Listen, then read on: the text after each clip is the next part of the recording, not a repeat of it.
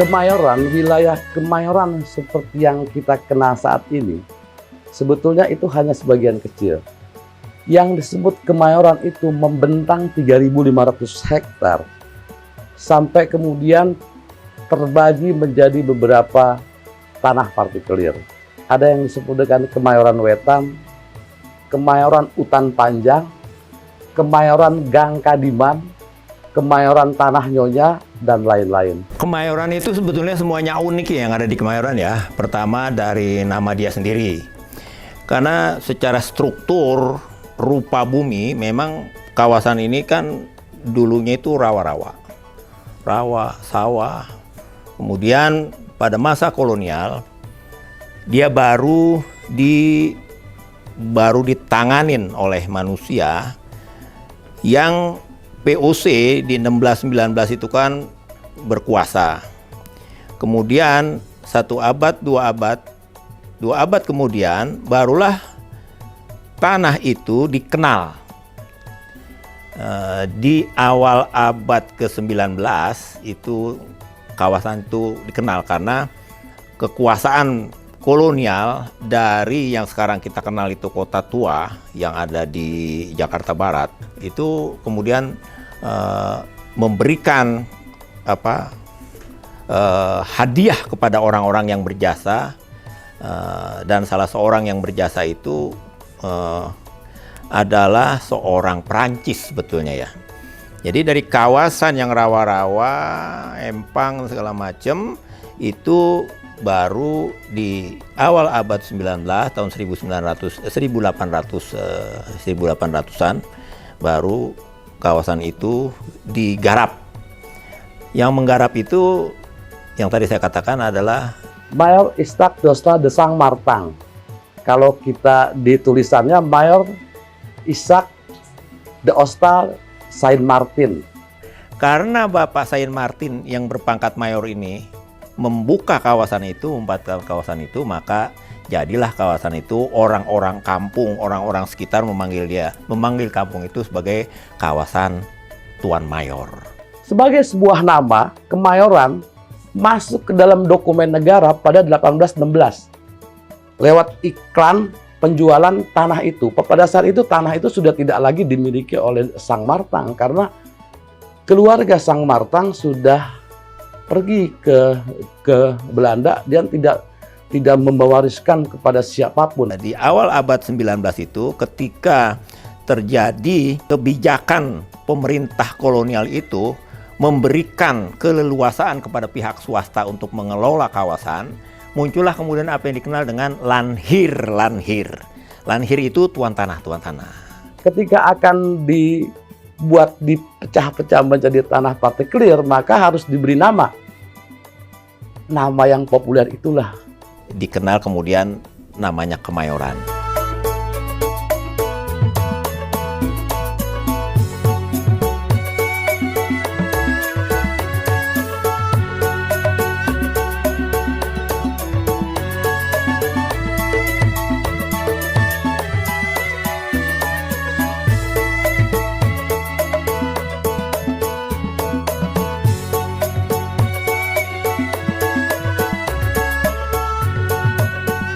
Di situ tokoh-tokoh masyarakat itu seperti Haji Ung, kemudian Benyamin Sueb itu dan beberapa tokoh nama lainnya juga dihormatin oleh pemerintah. Oleh karena itu pemerintah menyematkan jalan yang baru dibangun itu yang dari landasan, terutama landasan ya, jalan Benyamin Sueb itu, jalan landasan itu kan bekas landasan tuh, maka itu ada di Kelurahan Kebon Kosong ya kalau nggak salah, Kebon Kosong dan Kebon Kosong itu kemudian diberi nama Benyamin Sueb. Ada lagi jalan Haji Ung. Haji Ung ini adalah orang yang sangat dihormatin di situ.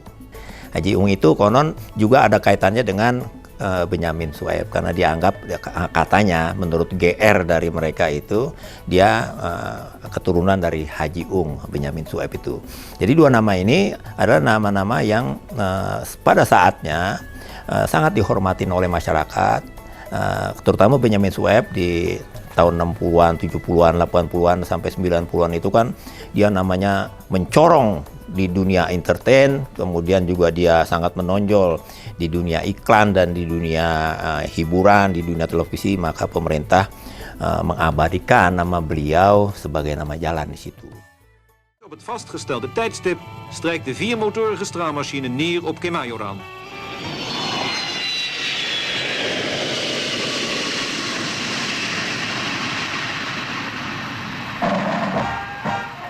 President en mevrouw Suharto wachten het koninklijk paar op aan de voet van de landingstrap.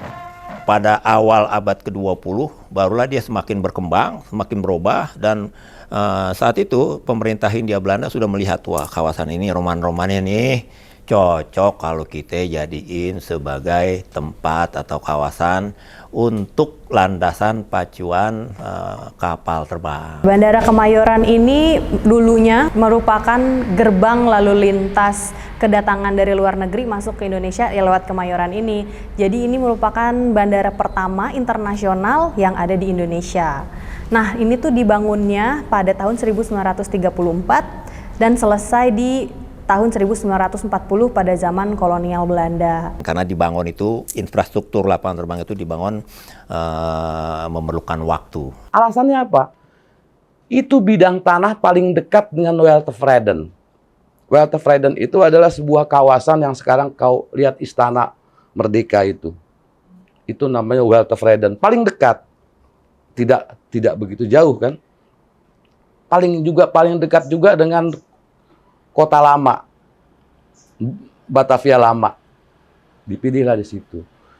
Terlebih tanah di situ itu luas 3.500 hektar. Kita bisa bikin apa aja. Ya udah, akhirnya dibangunlah.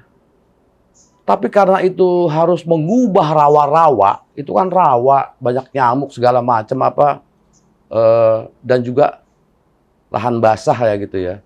Harus diuruk segala macam, maka pembangunannya tuh lama. Dari tahun 1934 baru selesai 1940.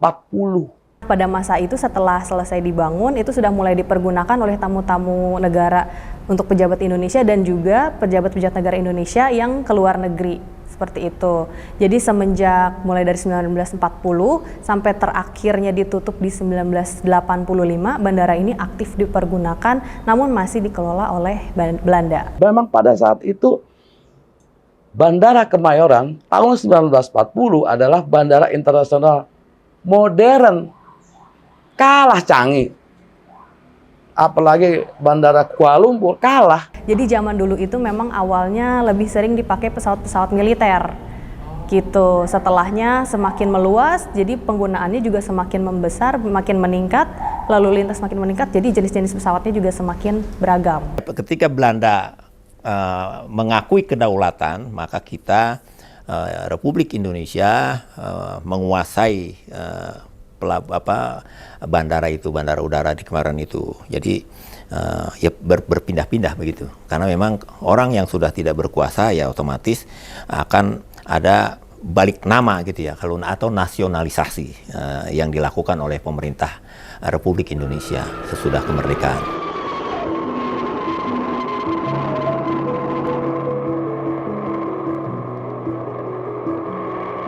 Pesawat DC-9 Dakota itu adalah pesawat paling besar pada saat itu.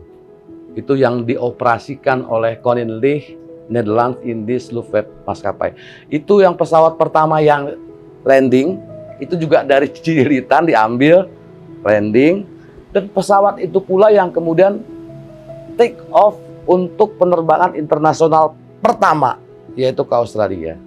Karena pada saat itu memang pesawat DC itu pesawat paling besar. Douglas itu kan, Douglas pesawatnya buatan Amerika pada saat itu paling ngetop lah gitulah. Airbus, Boeing belum ada. Ada sudah, Airbus sudah ada, Boeing udah ada, tapi belum sehebat sekarang ini. Yang pada saat itu hebat adalah DC. Dan itu pesawat Dakota itu mendarat dan take off terakhir kali sampai Bandara Kemayoran lenyap atau ditutup.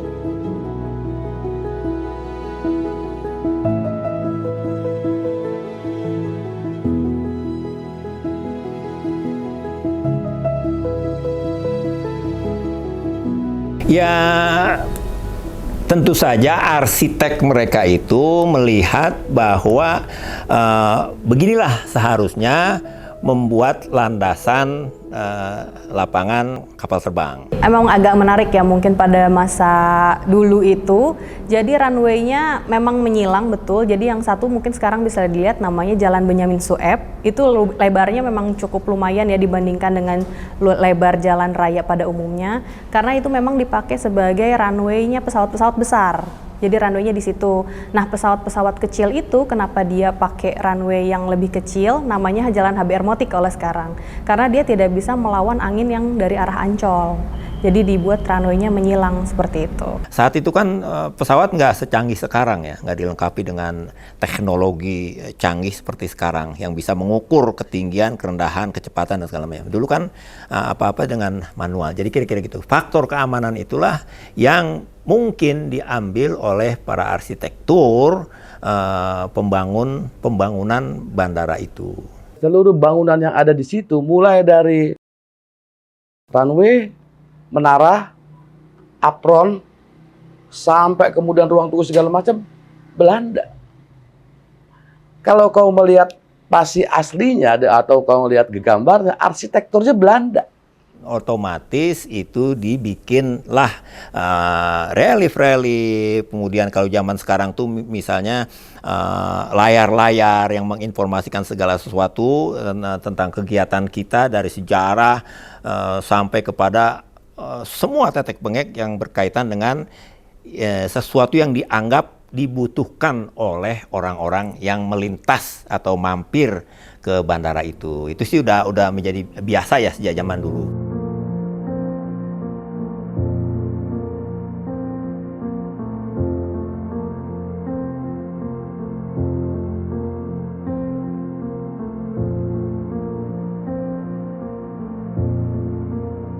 Bahkan beberapa tempat juga memiliki seperti itu. Kita lihat semua tempat yang dibangun oleh infrastruktur yang dibangun oleh pemerintah kan mereka senantiasa ingin memberikan kesan penuh informasi, kesan sangat lokal, kesan sangat informatif dan seterusnya. Dan seterusnya itu udah sesuatu yang sangat biasa ya. Tidak ada sesentuhan teknologi, sentuhan lain, sentuhan lokal baru masuk setelah 1950. Baru kemudian kita menampilkan sentuhan-sentuhan lokal. Interiornya kemudian dibuat sangat lokal dengan ornamen-ornamen etnik. Karena itu juga kemudian mengandung arti politis bahwa gua sudah punya kedaulatan, maka gua berdaulat atas bangunan ini. Ya gue mau ubah kayak etnik juga kan sah-sah saja. Nah itu. Tapi kalau soal bangunan fisik, infrastrukturnya, struktur bangunan itu Belanda. Nyaris Belanda. Jepang sama sekali tidak membangun apapun.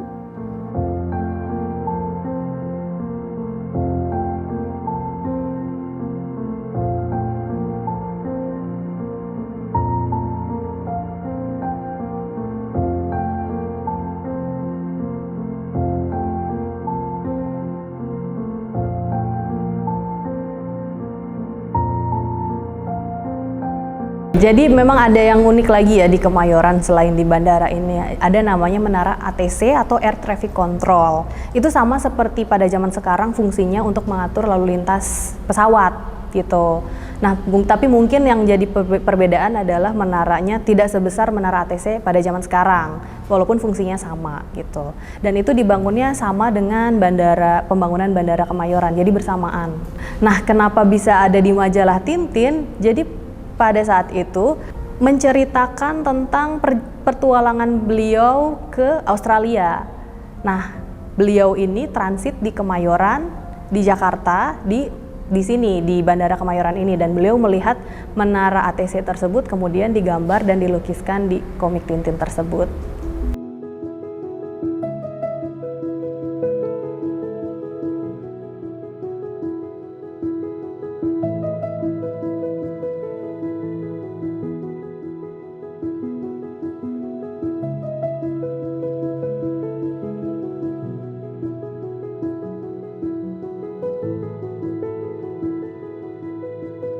Jadi pada waktu itu tahun 1980-an peningkatan lalu lintas penerbangan tuh sudah semakin signifikan ya, sudah semakin padat. Jadi tidak hanya pesawat militer, pesawat komersial pun semakin banyak. Dan juga perkembangan hunian yang ada di sekitar Kemayoran ini semakin meningkat juga. Kemayoran sudah nggak layak lagi jadi bandara internasional. Perluasan, kemungkinan perluasan ke kiri dan kanan juga nggak mungkin. Karena di sekelilingnya sudah padat bangunan. Bandar udara itu kan ketika Indonesia merdeka ya dipakai. Tetapi kebutuhan sebagai bandar internasional di situ dianggap sudah tidak memadai lagi. Karena di kiri kanan kemudian ketika itu Orde Lama didirikan bangunan-bangunan yang mengganggu jalur transportasi udara. Pembebasan permukiman itu mahal. Maka kemudian pemerintah pada saat itu mengusulkan, mewacanakan untuk pemindahan Bandara Kemayoran. Penerbangan ke luar negeri itu yang begitu tinggi, begitu sering, menyebabkan banyak kemudian pesawat-pesawat yang harus dialihkan ke Ciritan atau kemudian bernama Halim Perdana Kusuma. Jadi Halim Perdana Kusuma menggantikan peran dari lapangan terbang Kemayoran, dan dari situ kemudian memang dilihat oleh pemerintah ini juga kurang bagus juga nih. Sementara Halim Perdana Kusuma karena begitu semakin tingginya kemajuan teknologi, pesawat-pesawat militer juga kan udah semakin modern, ada jet-jet tempur segala macam semakin banyak, mengganggu. Akhirnya diusulkanlah Cengkareng. Karena Cengkareng pada saat itu tahun-tahun 70-an itu lahan kosong. Blank. Sawah selebar-lebar jagat gitu. Sepanjang mata memandang adalah sawah kali. Ternyata Cengkareng juga nggak layak dari segi struktur tanah. Karena dia sawah irigasi teknis, artinya sawah basah sepanjang tahun. Karena kan diairi. Udah gitu pertumbuhan kampung itu dari tahun 60-an sampai tahun 70-an tinggi sekali. Aspek sosialnya kalau terjadi penggusuran sangat rawan tinggi. Didoronglah kemudian ke Tangerang. Jadi seperti yang sekarang kita experience ya, bandara udah pindah ke Soekarno-Hatta.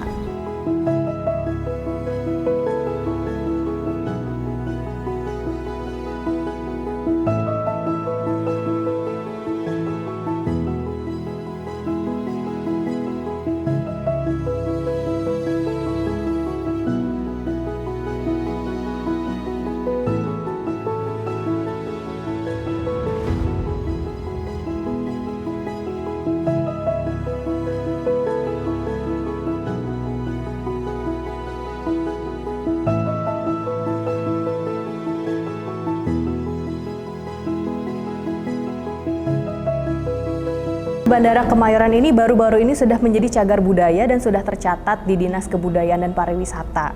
Gitu. Jadi sebelumnya memang hanya Menara ATC yang sudah jadi cagar budaya, tapi gedung Bandara Kemayoran ini juga sudah menjadi cagar budaya yang perlu dilestarikan.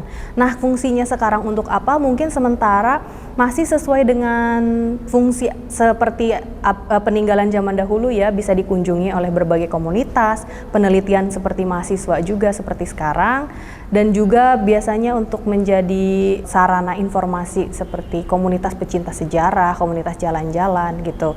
Untuk fungsi selanjutnya seperti museum ataupun jadi pusat hiburan itu belum, tapi kami menjaga kelestarian bandara dan juga relief-relief seperti ada di belakang ini seperti sedia kala. Dan itu kalau memang pemerintah mempunyai keinginan, tentu saja nggak susah kok. Pemerintah tinggal bikin program, menganggarkan, besok dilaksanakan, besok penguntingan pita untuk untuk peresmian dan seterusnya itu gampang di tangan pemerintah, karena pemerintah mempunyai macam-macam sumber daya yang ada padanya.